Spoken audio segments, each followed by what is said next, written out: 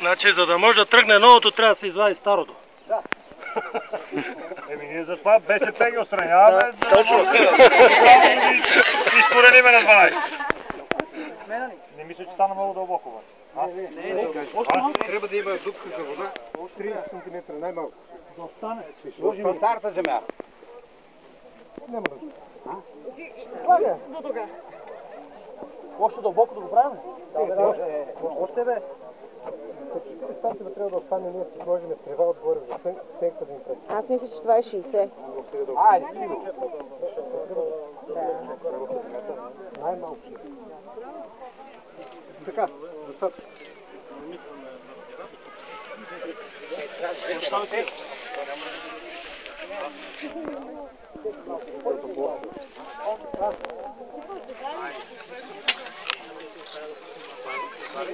От тази да пуснем ли? Да.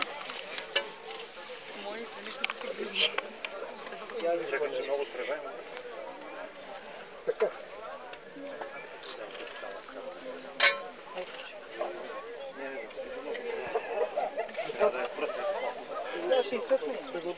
Казвам ли малко, ли? Няма нужда. Няма нужда. После не е активирано. Не. Така, Никола. Ай на друго. Кажи 2-3 места още, където трябва да направя след това да си ги почваме. Ами, други да са на Банаско! Това последното? Да. Общо ние ще взим първите три заедно, след това ние оставаме за 47. Добре, значи ти първите три. Айде, натам. Не, от другата страна. Дълбоко. Няма да стане. Как, от другата страна? Не, Дълбоко, чакай. леко. Няма стане, няма стане. Копам. Да не се прекърши. Леко да не ти копнат ръката. Как си, Андрей?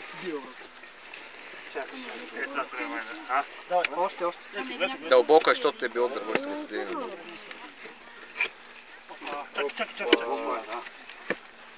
Коровище ли намериха? Да, Ето.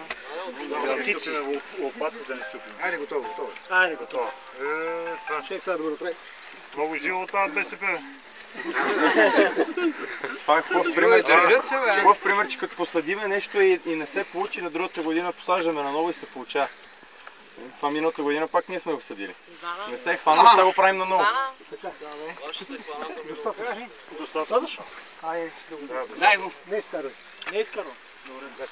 Мите, дай ти малко лопата. Айде, дай лопата.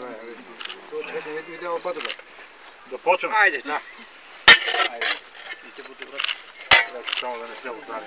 Сега всички стрим. Пак ли да оставим 30 см? Ето тук, да? Слагате, тук трябва да остане.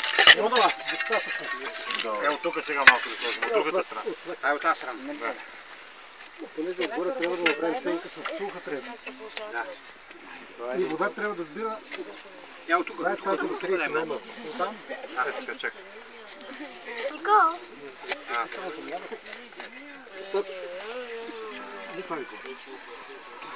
Айде, може да се